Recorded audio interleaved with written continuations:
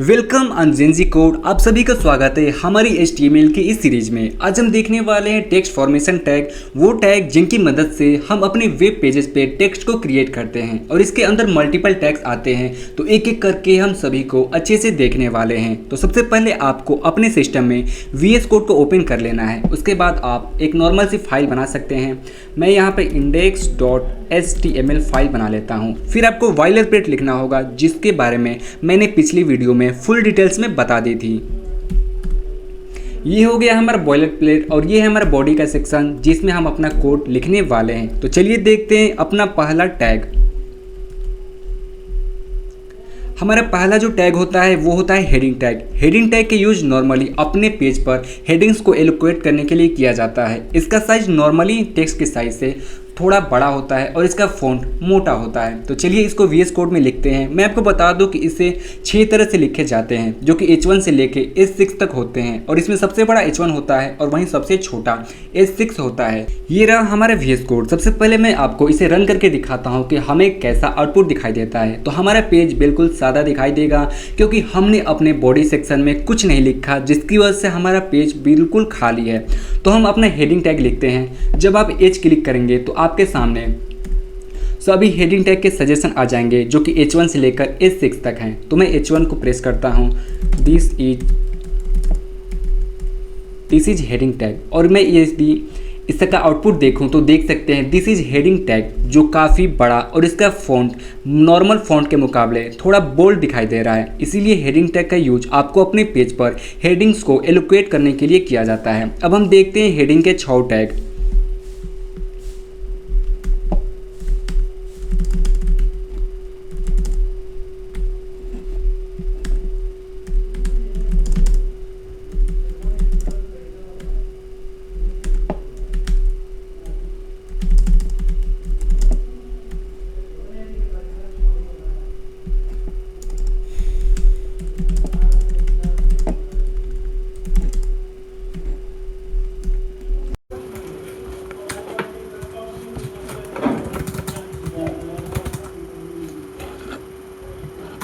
हमने यहाँ पर हेडिंग के 6 टैग लिख दिया है और मैं इसका आउटपुट आपको दिखाने वाला हूँ। आउटपुट हमारा कुछ ऐसा होगा।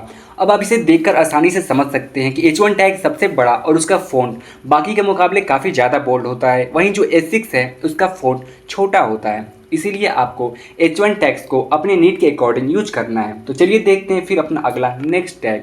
अब हमारे सामने आता है P टैग। P टैग जो कि सबसे ज़्यादा यूज होने वाले टैग्स में से एक होता है और इसका यूज नॉर्मली आपको अपने पेज पर पैराग्राफ्स को लिखने के लिए किया जाता है और यह नॉर्मली छोटा दिखाई देता है।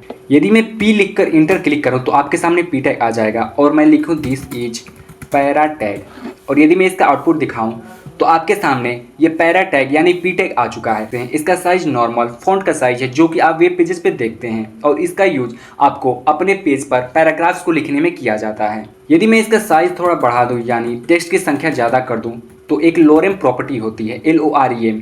इसे लिखकर यदि आप इंटर क्लिक करते हैं तो ऑटोमेटिकली आपके सामने बहुत सारे टेक्स्ट जनरेट कर देता है। यदि मैं इसका आउटपुट देखूं, इतने सारे टेक्स्ट आ चुके हैं। अब हमारे सामने आता है बियर टैग। बियर टैग का नॉर्मली यूज किया जाता है जब आपके लाइंस को ब्रेक करनी होती है, यानी आपने नॉर्मल एक P टैग में टेक्स्ट लिखा लेकिन अब चाहते हैं कोई स्पेसिफिक वर्ड के बाद आगे कुछ ना आए, जो भी आगे है वो नेक्स्ट लाइन में आए, तो आपको बियर टैग के यूज करना है। मैंने नॉर्मली यहाँ पर सभी को लिख के दिखा दिया है, आप देख सकते हैं, और इसे VS कोड में भी इम्प्लीमेंट करके बता रहा हूँ जिससे आपके मन में कोई डाउट ना हो और आप कोड को अच्छे से समझ सकें। तो चलिए इसे VS कोड में इम्प्लीमेंट करके देखते हैं आखिर इसका यूज कैसे होता है।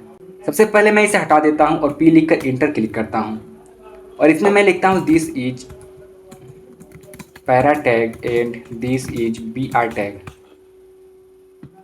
यदि मैं इसका आउटपुट दिखाऊं तो आपके सामने नॉर्मल ऐसा टेक्स्ट आएगा, लेकिन मैं चाहता हूं कि पैरा टैग के आगे जो भी टेक्स्ट है वो नेक्स्ट लाइन में आए, इस लाइन में ना आए।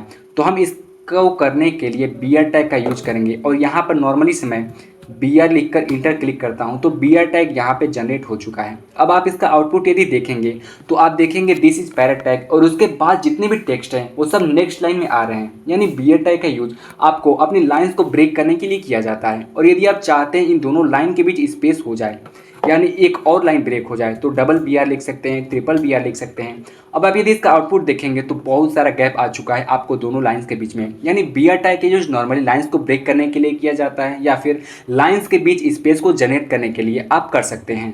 अब हमारे सामने आता है H R tag. H R tag जिसको हॉरिजॉन्टल लाइन को ड्रॉ करने के लिए यूज किया जाता है। यदि आपने कोई हेडिंग लिखा और उसके नीचे कोई पैरा लिखा और यदि आप चाहते हैं उनके बीच में एक हॉरिजॉन्टल लाइन ड्रॉ हो जिसकी वजह से वो दोनों के बीच डिफरेंस क्रिएट हो, तो आप एच आर टैग का यूज कर सकते हैं। मैंने नीचे यहाँ पर इसका टैग भी लिख दिया है। चलिए इसे VS कोड में इंप्लीमेंट करके देखते हैं। सबसे पहले मैं एक हेडिंग लिखता हूँ,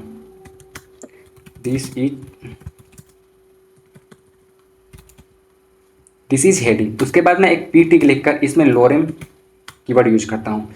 अब यदि आप इसका आउटपुट देखेंगे तो आपको कुछ ऐसा दिखाई देगा, लेकिन मैं चाहता हूँ जो हेडिंग है इसके नीचे एक लाइन ड्रॉ हो जाए जिसकी वजह से पैरा और हेडिंग के बीच डिफरेंस क्रिएट हो। तो आप यहाँ पर नॉर्मली इन दोनों के बीच एच आर टैग का यूज कर सकते हैं। अब यदि इसका आउटपुट देखा जाए तो दोनों के बीच एक लाइन ड्रॉ हो चुकी है, यानी इन दोनों के बीच डिफरेंस क्रिएट हो चुका है, इसीलिए एच आर टैग का यूज किया जाता है। Strong tag. स्ट्रॉन्ग टैग का यूज नॉर्मली आपको किसी टेक्स्ट को हाईलाइट करने के लिए किया जाता है। जैसे आपने नॉर्मल सा टेक्स्ट लिखा, लेकिन यदि चाहते हैं कोई इसमें स्पेसिफिक वर्ड बाकी वर्ड्स के मुकाबले अलग दिखाई दे तो स्ट्रॉन्ग टैग का यूज किया जाता है। यह उस टैग को बोल्ड बना देता है जिससे वो आपको पेज पर इजीली दिखता है। यदि मैं इसे VS कोड में लिखना चाहूँ तो मैं पी टैग का यूज करके this is HTML demo, this is HTML demo video, मैंने पैरा टैग में इसे लिख दिया यानी पी टैग में। अब मैं चाहता हूँ इसका आउटपुट आपको दिखा दूँ तो हमारा आउटपुट कुछ ऐसा दिखाई देगा, लेकिन मैं चाहता हूँ कि डेमो जो टेक्स्ट है इसको मैं बाकी टेक्स्ट के मुकाबले थोड़ा अलग दिखूँ, यानी इसका फॉन्ट थोड़ा बोल्ड कर दूँ। तो मैं नॉर्मली इस डेमो को एक स्ट्रॉन्ग टैग के अंदर लिख दूंगा। अब लिखने के बाद आपको चेंजेस साफ दिखाई दे रहे होंगे। जो डेमो है वो बाकी फॉन्ट्स के मुकाबले थोड़ा बोल्ड हो चुका है और इसे आप पेज पर इजीली हाईलाइट के फॉर्म में देख सकते हैं। टेक्स्ट को बोल्ड करने के एक और टैग यूज होता है जिसका नाम होता है बी टैग यानी बोल्ड टेक्स्ट, और इसका भी यूज किसी भी टेक्स्ट को बोल्ड करने के लिए किया जाता है। यदि मैं स्ट्रॉन्ग टैग को हटाकर नॉर्मली बी लिखूँ और इंटर प्रेस कर दूँ और डेमो लिखूँ तो इसका आउटपुट देखेंगे बिल्कुल वैसा ही हो चुका है, यानी जो नॉर्मल टेक्स्ट है वो बोल्ड फॉर्म में कन्वर्ट हो चुका है। यानी स्ट्रॉन्ग टैग और बी टैग दोनों का यूज किया जाता है किसी स्पेसिफिक टेक्स्ट को बोल्ड फॉर्म में प्रेजेंट करने के लिए। अब हमारे सामने आता है ईएम टैग। ईएम टैग यानी आप अपने किसी टेक्स्ट को इटैलिक के फॉर्म में लिखना चाहते हैं। मैंने नॉर्मल सा यहाँ पे कोड लिखा और उसके नीचे इटैलिक के फॉर्म में भी कोड लिख के बता दिया है जिससे कि आपको नोट्स बनाने में कोई दिक्कत नहीं हो, और यदि आप कहेंगे तो इस नोट्स को मैं प्रोवाइड भी कर दूंगा। तो चलिए इसे VS कोड में इम्प्लीमेंट करते हैं। ये नॉर्मल सा मैंने पैरा टैग के अंदर कुछ टेक्स्ट लिख दिए हैं, this is HTML demo video, और यदि इसका आउटपुट मैं दिखाना चाहूँ तो नॉर्मल सा टेक्स्ट आपको दिखाई दे रहा होगा, लेकिन मैं चाहता हूँ डेमो को मैं इटैलिक के फॉर्म में कन्वर्ट कर दूँ। तो मैं नॉर्मल सा जाऊँगा,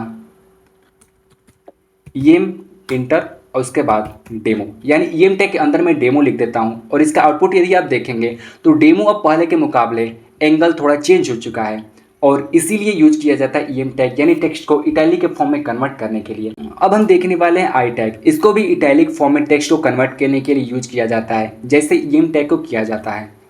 यदि मैं ईएम को हटाकर नॉर्मली आई लिखकर इंटर प्रेस करूं और डेमो लिख दूं और यदि इसका आउटपुट मैं आपको दिखाऊं तो देखेंगे कि डेमो इटैलिक के फॉर्म में कन्वर्ट हो चुका है। यानी ईएम टैग और आई टैग दोनों को टेक्स्ट को इटैलिक के फॉर्म में कन्वर्ट करने के लिए किया जाता है। इसके बाद आता है यू टैग। यू टैग के यूज किसी वर्ड्स को हाईलाइट करने के लिए, यानी किसी स्पेसिफिक वर्ड के नीचे अंडरलाइन करना हो तो यू टैग का यूज किया जाता है। चलिए इसे VS कोड में हम इम्प्लीमेंट करके देखते हैं। मैं चाहता हूं कि डेमो के नीचे एक अंडरलाइन आ जाए कोई स्पेसिफिक वर्ड के नीचे, तो मैं यू लिखकर इंटर प्रेस करूंगा और फिर डेमो लिखूंगा। अब इसका आउटपुट यदि देखेंगे तो डेमो के नीचे एक अंडरलाइन आ चुका है जिससे कि ये वर्ड आपको इजीली हाईलाइट के फॉर्म में दिख रहा होगा नॉर्मल टेक्स्ट के मुकाबले। अब हमारे सामने आता है मार्क टैग। मार्क टैग जो कि सबसे ज़्यादा यूज होने वाला टैग होता है यदि किसी वर्ड्स को हाईलाइट करना हो, क्योंकि उस वर्ड्स के बैकग्राउंड को येलो कर देता है जिससे वो पूरे पेज पर एक बहुत ही अच्छे हाईलाइट के फॉर्म में प्रेजेंट होता है। मैंने नीचे इसका टैग भी लिख दिया है, इसे VS कोड में इम्प्लीमेंट करके देखते हैं। मैं नॉर्मल से इसे हटा देता हूँ और मार्क इंटर डेमो। अब यदि इसका आउटपुट यदि देखना चाहूँ तो डेमो का बैकग्राउंड पूरी तरह येलो हो चुका है और मार्क टैग यही काम करता है, आपके किसी एक टेक्स्ट को हाईलाइट कर देता है। अब हमारे सामने आता है स्मॉल टैग। स्मॉल टैग का नॉर्मली यूज़ तब किया जाता है जब आपको पेज पर कोई टेक्स्ट बहुत ही छोटा फॉर्म में लिखना हो, यानी नॉर्मल साइज से भी छोटा। जब आपने पेज देखा होगा तो आपको कई जगह कॉपीराइट्स क्लेम दिखे होंगे, उन्हें काफ़ी छोटे साइज में लिखा जाता है, तो वहाँ पे स्मॉल टैग का यूज किया जाता है। मैंने नीचे इन दोनों को लिख रखा है, एक नॉर्मल साइज और एक स्मॉल साइज के साथ। इसे हम VS कोड पे इम्प्लीमेंट करके देखते हैं। यदि मैं नॉर्मल से पी टैग लिखूँ और दिस इज स्मॉल टैग, और यदि मैं इसे रन करता हूँ तो हमारे सामने कुछ ऐसा आउटपुट प्रेजेंट होगा। ये नॉर्मल से हमारा टेक्स्ट ऐसा दिखाई दे रहा होगा, लेकिन यदि हम इसमें चाहते हैं कि हम स्मॉल साइज के टैग के यूज करें तो मैं स्मॉल को स्मॉल टैग के अंदर लिखता हूँ, स्मॉल। अब इसका आउटपुट ही देखेंगे तो स्मॉल का साइज नॉर्मल के मुकाबले छोटा हो चुका है। यदि मैं आपको स्क्रीन को जूम करके दिखाने की कोशिश करूं तो देख सकते हैं स्मॉल का साइज नॉर्मल साइज के मुकाबले छोटा हो चुका है, यानी ये दोनों एज के बीच आप कंपैरिजन कर सकते हैं कि ये साइज छोटा हो चुका है। डेल टैग का यूज वहाँ पे किया जाता है जब किसी टेक्स्ट को बीच में से काटना हो, यानी इसे पता चलता है कि इस टेक्स्ट को रिमूव कर दिया गया है या फिर इस टेक्स्ट की वैल्यू नहीं है और इसके जगह पर कोई दूसरा टेक्स्ट ला दिया गया है, तो इसे VS कोड में हम इम्प्लीमेंट करके देखते हैं। This is del tag. यदि इसका आउटपुट देखा जाए तो हमें नॉर्मल सा दिस इज डेल टैग ऐसे दिखाई देगा, लेकिन यदि इसी डेल को मैं डेल टैग के अंदर लिख दूँ तो इसका आउटपुट कुछ ऐसा हो जाएगा। आप देख सकते हैं डेल के बीच में एक लाइन ड्रॉ हो चुकी है, जिससे कि इस वर्ड को हमने काट दिया है। अब इसकी वैल्यू इसमें नहीं होगी और इसकी जगह हम दूसरा टेक्स्ट लिख सकते हैं। अब हमारे सामने आता है इंस्टैग। इंस्टैग का यूज किसी नए वर्ड्स को ऐड करने के लिए किया जाता है, जिससे ब्राउज़र को पता चलता है ये वर्ड नया ऐड किया गया है और इसके नीचे एक अंडरलाइन आ जाती है। इसको भी पी टैग के अंदर ही यूज किया जाता है।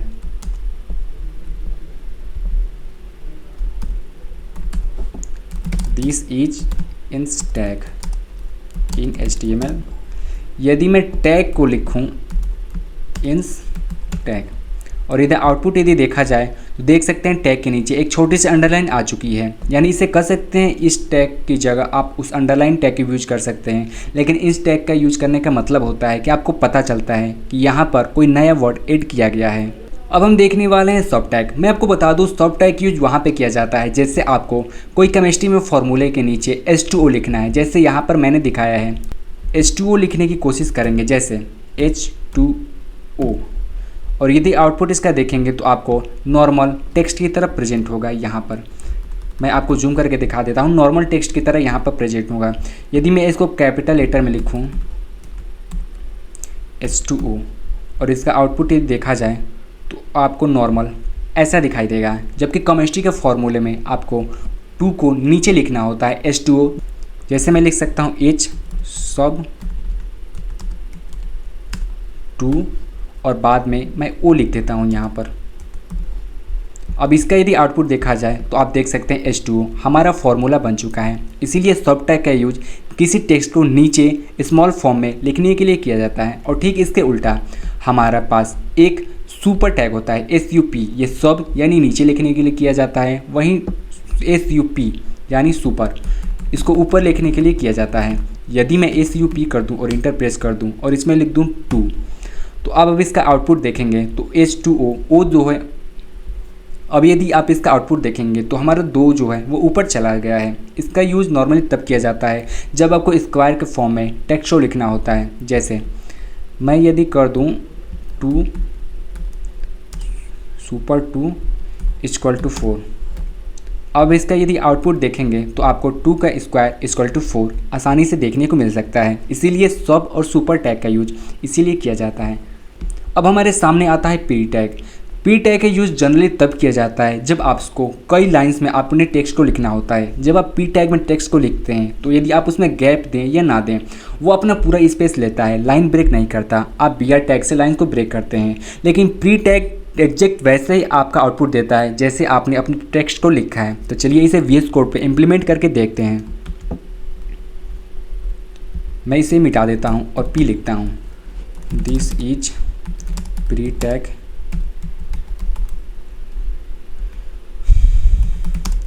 लिखते हैं एग्जाम्पल। यदि इसका आउटपुट यदि आप देखेंगे तो हमें कुछ ऐसा दिखाई देगा। और यदि इसके नीचे ही मैं प्री लिखूं और इसमें लिख दूं दिस इज एग्जाम्पल, मैंने 2 लाइन में लिखा। अब इसका आउटपुट यदि आप देखेंगे तो 2 लाइन में आएगा। वहीं दूसरा जो हमारा ऊपर का पी टैग था वो 1 लाइन में आया। यदि मैं उसको 2 लाइन में लिखने की कोशिश करूं, यानी मैं इसको भी यदि ऐसे कर दूं, तो अब बताइए क्या ये 1 लाइन में आएगा या फिर 2 लाइन में आएगा। इसका आउटपुट देखते हैं। पी टैग ने लाइन ब्रेक नहीं की, जबकि प्री टैग ने लाइन ब्रेक कर दिया। इसलिए प्री टैग के यूज किया जाता है लाइंस को ब्रेक करने के लिए। आप जिस फॉर्म में टेक्स्ट लिखते हैं ये बिल्कुल उसी फॉर्म में आउटपुट देता है। वहीं पी टैग आप कितना स्पेस दें या फिर ना दें, नॉर्मली या पूरी स्क्रीन लेता है और टेक्स्ट को एक एक करके लिखता जाता है। तो ये हुई हमारी टेक्स्ट फॉर्मेशन टैग HTML की, जिसका यूज़ जनरली आप वेब पेजेस में करते हैं। फिर नेक्स्ट वीडियो में मिलेंगे हम फिर इंपॉर्टेंट टॉपिक के साथ।